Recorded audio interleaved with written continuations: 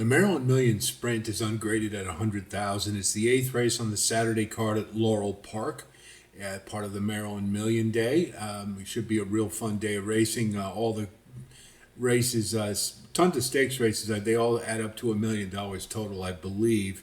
And there's a lot of really good fields here. This one is at 6 furlongs for 3-year-olds and up.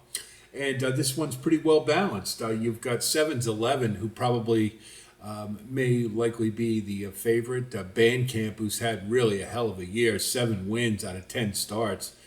So there's a couple of good ones here. And then you got the 3-year-old, Celtic Contender, who is on his way up.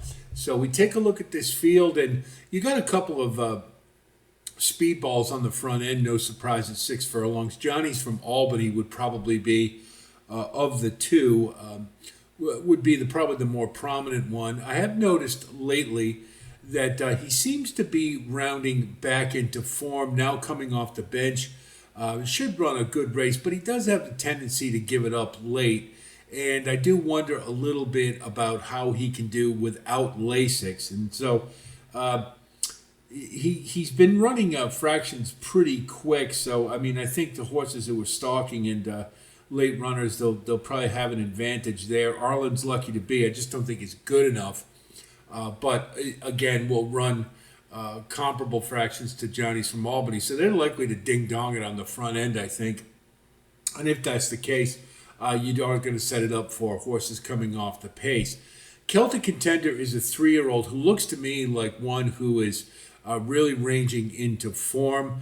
And he's he's a good 3-year-old, and he looks like he's getting better. And I think that's going to bode well here, just sitting off the pace. I think he's going to factor in this race, and I like him here. Sevens 11 would be a logical win candidate here. I think he has the class edge over quite a few of the others, but he's wheeling back kind of on short notice. He just ran on the 28th of September. And didn't do terribly well. It was muddy that day, and it doesn't look like he particularly enjoys the mud. Probably was a little over his head dealing with Mufasa and a couple others. But getting some class relief here, I think he's good enough to factor in this race. I just wonder a little bit about coming back on a little short. He has done it before and won, so we can't count him out completely. I just kind of like others better here. Take a Hint is one that I think hasn't been running that bad. And I think he's a pretty good fit here. He certainly has a nice record at Laurel. And I think he's more probably a candidate for under, but I think he's one that, in being decent enough form, I think he can factor in this race. Now, you got a couple of late runners here to mention. And again, I think the scenario will be good for both of them.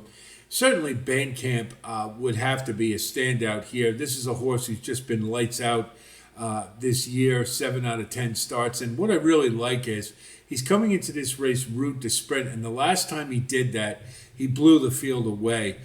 This is a horse, particularly having a scenario that's favorable to a late runner, I just think is in really good form, and I find he's going to be really hard to beat. I don't normally like taking sprint closers to win a race, but I think this just sets up really well, and he's in good form, and I think this is a race for him to take down.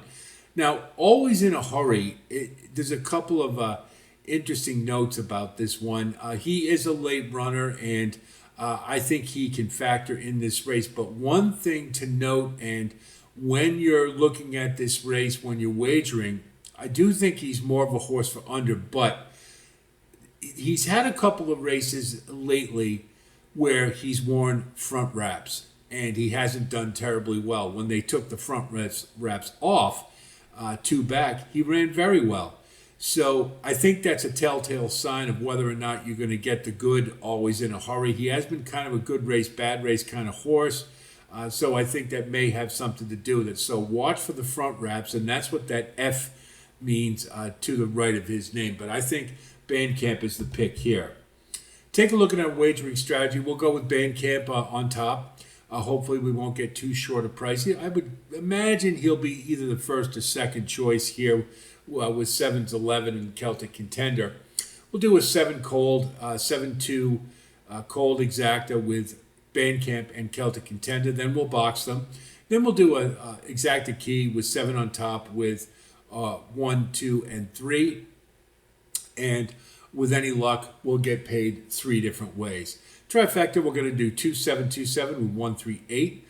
Then we'll go 2, 7 with 1, 3, 8 with 2, 7. And then we'll do just a key with 7 on top with 1, 2, 3, 8. I think this is a pretty good race. I think it should be very contentious. I think if 7's 11 is a little off his game, which I have a feeling he might be, then I think Bandcamp and Celtic Contender look like a really strong 1-2 to me. So this should be a pretty fun race on a card that looks to be have a lot of good betting opportunity. Hope this analysis helps you with your own wagering strategy. I wish you the best of luck as always, and be on the lookout for more postings this week. And we've got some stakes races at Aqueduct as well. We're going to try to get to those time permitting. So a lot of content coming up. Also, I want to note, as we did last year, we're going to try to profile the Euros for the Breeders' Cup, which isn't that far away. We got to start now, and we're going to do some race replay analysis for each of the 14 races. So a lot to look forward to. So stay tuned to Right at the Wire for that. That's it from here. I'll talk to you soon, and until then, as always, be well.